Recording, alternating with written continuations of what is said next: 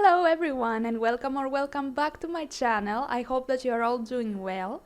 It's Eveniss and today we're going to talk about Turning Red. It's the most recent Pixar film which I watched a few weeks ago, and I would really like to share my thoughts with you since I found it very interesting on many different levels. Before we start, let me add a disclaimer here. I am not a mental health specialist nor a professional film reviewer, of course. I'm a simple fan of Disney/Pixar movies. My studies mostly have to do with education and literature. I will try to touch upon different aspects of the film, but please keep in mind that this video is made for entertainment purposes. Also, let me remind you that if you're new here, you can check my content to see if it resonates with you, subscribe to my channel for more relevant videos, and share this video around. Thank you for sitting through this. Now we can go straight into the video.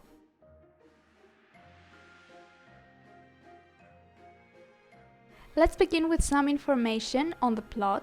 The film takes place in Toronto in the year 2002. The main protagonist is Mei-Lin Lee, also known as Mei, a 13-year-old girl who lives there with her parents. They all remain faithful to Chinese traditions and own a temple which is dedicated to their ancestor Sun Yi. We can see that the red panda holds a very special place to the family's tradition and can be seen everywhere around the temple. Mei is expected to make her family proud. She's an excellent student, takes care of the temple along with her mother, and is always organized and obedient. At the same time, Mei, along with her best friends Miriam, Abby and Priya, are fans of the fictional boy band Four Town. The band is on tour and they are coming to Toronto for only one night, so the girls are excited to go to the concert. Except from her parents' refusal, well, actually her mother's, Mei has to face another major problem: her transformation into a red panda every time she deals with overwhelming emotions. See, she has entered puberty, and as we'll learn later on in the film, this happens to every woman of the family at that time of their lives, after their ancestor Sun Yi had asked for a way to protect her daughters. In the modern era, all women of the family have turned to a talisman to help them seal the red panda spirit, and Mei has to go through the same ritual on the night of the red moon. And guess what? It's the same night as the Four Town concert. Mei decides that she can't let down her mother and relatives. She gives up on the idea of going to the concert and she distances herself from her friends. On the night of the red moon, something goes wrong during the ritual. Her connection to the red panda spirit is so strong that she cannot let go of it. She runs away from the temple and rushes to the concert venue, where she asks for their friend's forgiveness. After a huge and extraordinary fight with her mother as a red panda, the women of the family let go of the panda spirit once again, except from Mei, who decides to keep it. By the end of the film, we see that she has made up with her family and friends. She has managed to see her favorite band perform on stage for them, and learns how to keep the balance between her two sides, that of the red panda and that of the normal teenage girl.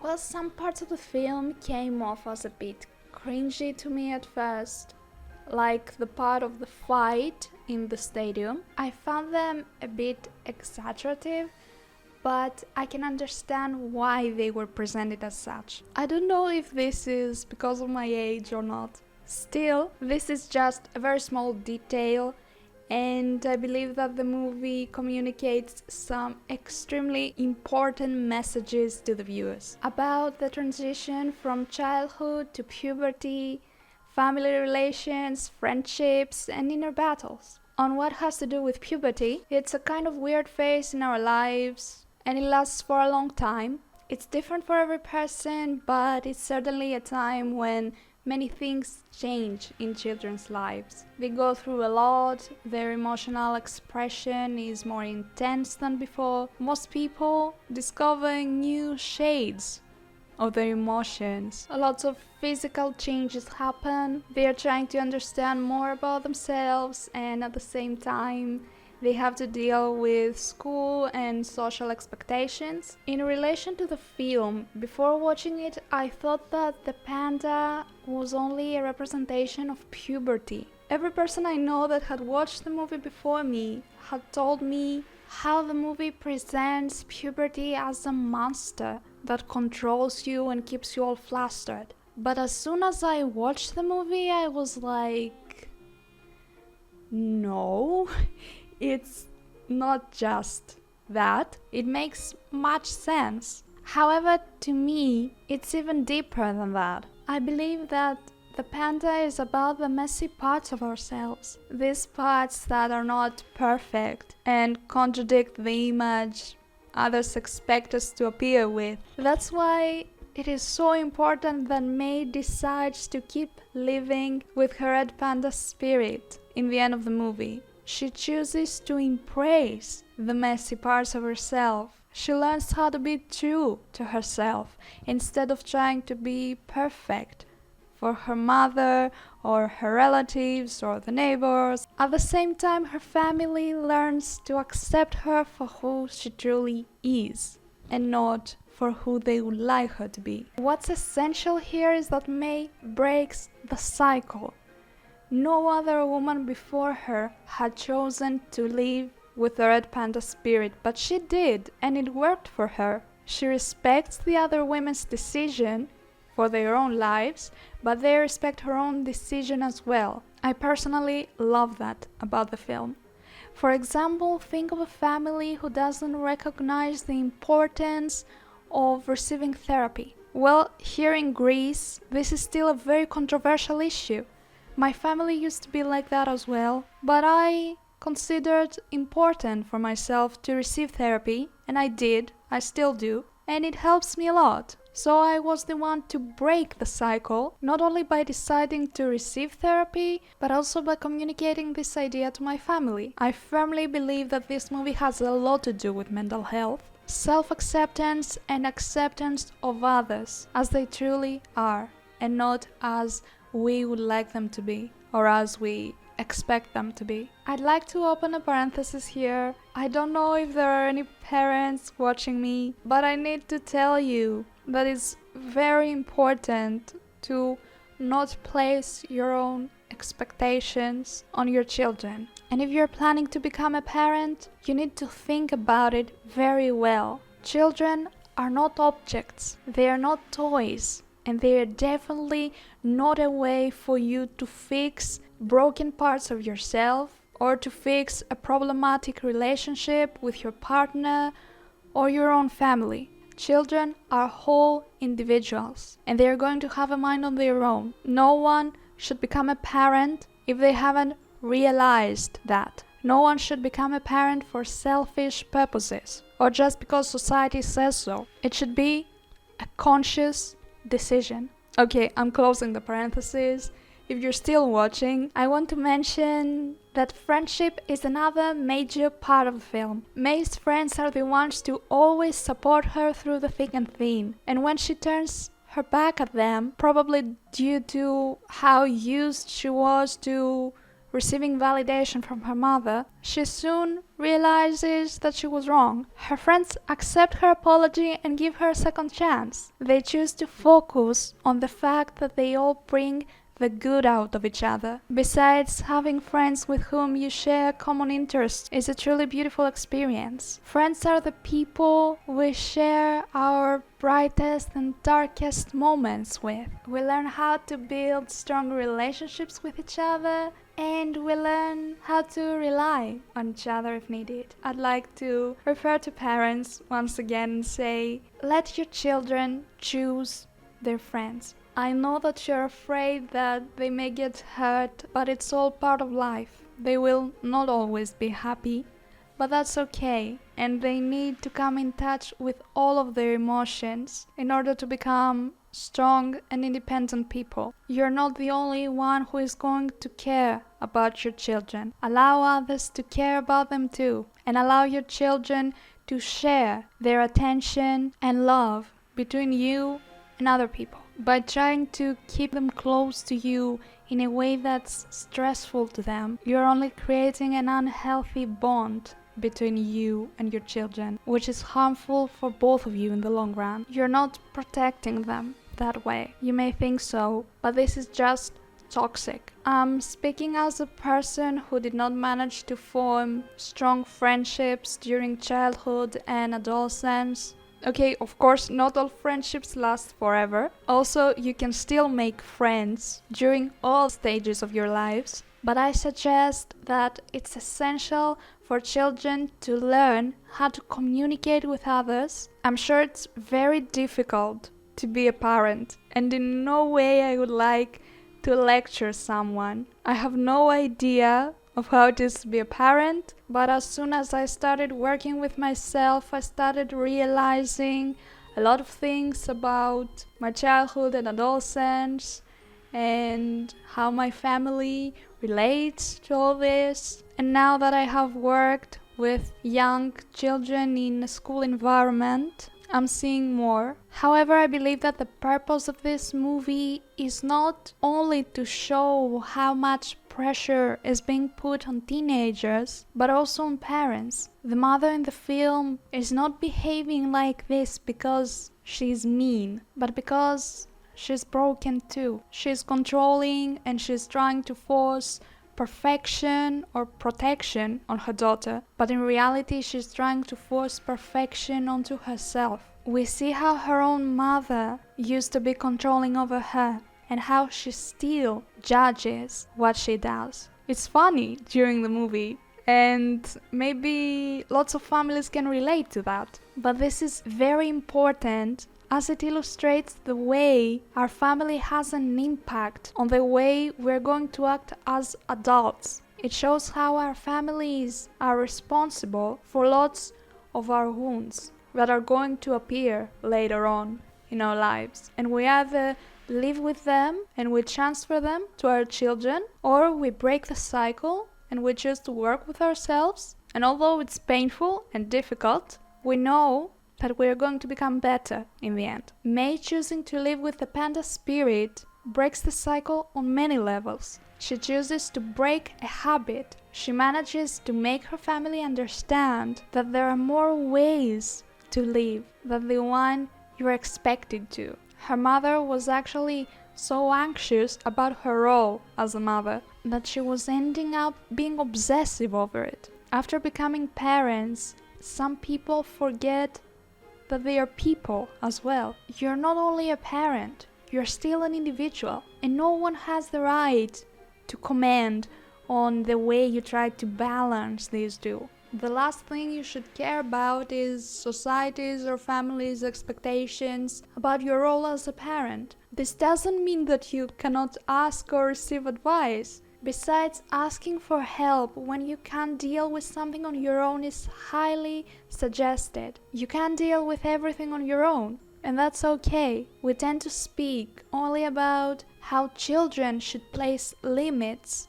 on their parents when they are intervening in their lives, and they absolutely should. Still, it's okay for parents to place their own limits on children. It doesn't mean that you're a bad parent for wanting some space for yourself too. Furthermore, we usually see everyone talking about motherhood, but we don't talk about fatherhood as much. In the movie, we see that May's father is the one who actually helped her receive a decision that made her feel better about herself. Both parents are having an impact on their children, not just the mother. Traditional societies and norms had placed so much pressure on mothers and fathers to encapsulate traditional roles, but I wholeheartedly believe that this only made them broken inside, all of them, just as we see in the film. It may work for some families, but definitely not for all of them, not for all of us. So we should stop placing so many expectations on parents as well. It's just overwhelming for both the father and the mother and their children eventually.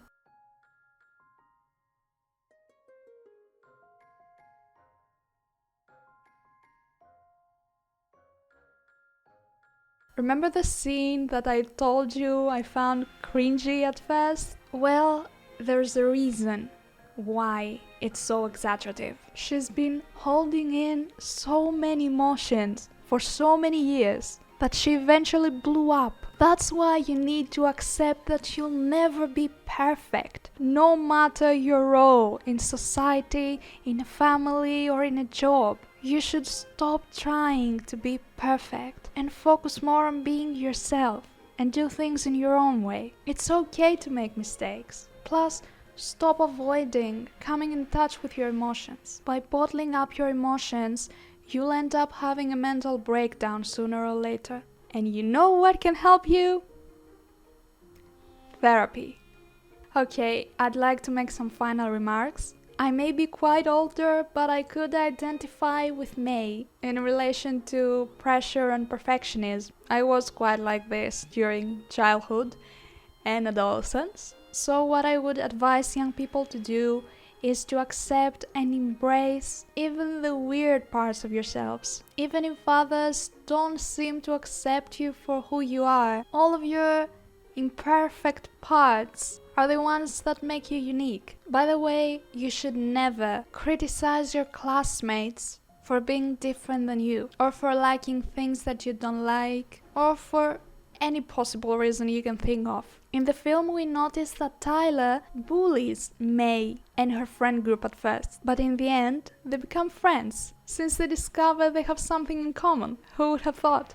But even if you can't find anything in common with some people, it's okay. You can't be friends with everyone, but this is no reason to judge or make fun of someone. Please always remember that. Sticking to the movie, I think it's great. I highly suggest young adolescents and parents to watch this and try to decode hidden messages behind certain scenes and discuss about the issues that are being raised in the film. It can even bring you closer to each other and help you understand each other's worries better.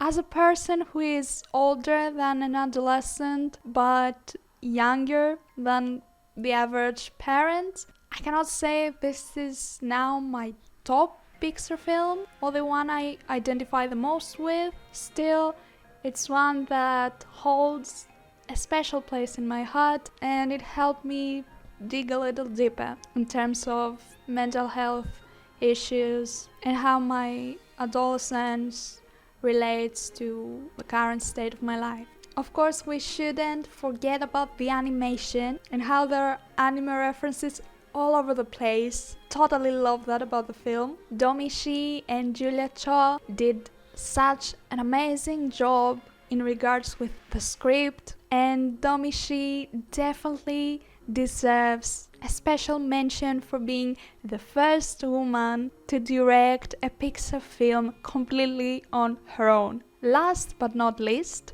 and perhaps my favorite touch, is the group for Town that consists of 5 members: Aaron T, Aaron Z, Robert, Jess, and Taeyang. The group is inspired by the Backstreet Boys and NSYNC. It's actually a reference to the boy groups of the 2000s. The group is inspired in a great deal by K-pop groups as well. And as you may already know, K-pop is my favorite type of music. To be more specific, the group is generally inspired by 2PM and Big Bang, but the creators were inspired by BTS to form the characters, especially Taeyang. After more extensive research, I found online that the inspiration for creating For Town is actually drawn by all these boy groups. I'll give you a moment. Okay, except from that, the songs are written by Billie Eilish and Eveniss O'Connell. I love them, the lyrics are beautiful, and are being sung by Jordan Fisher, Eveniss O'Connell, Joss Levy, Grayson Villaneva, and Topher Ngo. Their voices blend together in such a beautiful way, and they all manage to deliver the emotions of each song perfectly. Well, Jordan Fisher has my heart. His vocals are out of this world. So I was excited to see that he is voicing the leader of Fort Town. Still, I cannot decide on a bias, because yes, I am a Fort Townie. Who's your bias, by the way? Tell me down in the comments. And if you belong to like the 5% of the global population that hasn't listened to these 3 gems yet, please do as soon as you finish watching this video. The song titles are Nobody Like You, You Know What's Up, and One True Love. So that was all I had to say about Turning Red. I think I'm going to wrap it up here. I really hope that you enjoyed the movie and my video. Please let me know about your thoughts in the comments. Thank you so much for watching until the end. If you like this video, you can give it a thumbs up, share it around with your friends and family, and of course, subscribe to my channel for more relevant videos very soon. Don't forget that if you want to build strong and healthy relationships with other people, you need to form a strong and healthy relationship with yourself first. And I think we don't talk about the importance of adolescence as much as we should. We all talk about the concept of inner child. But what about the inner teenager? Should we keep these two separate? And if yes, shouldn't we try to explore and heal that part of ourselves too? Food for thought. Please take care of your mental health, stay safe, and I'll see you next time. Bye bye!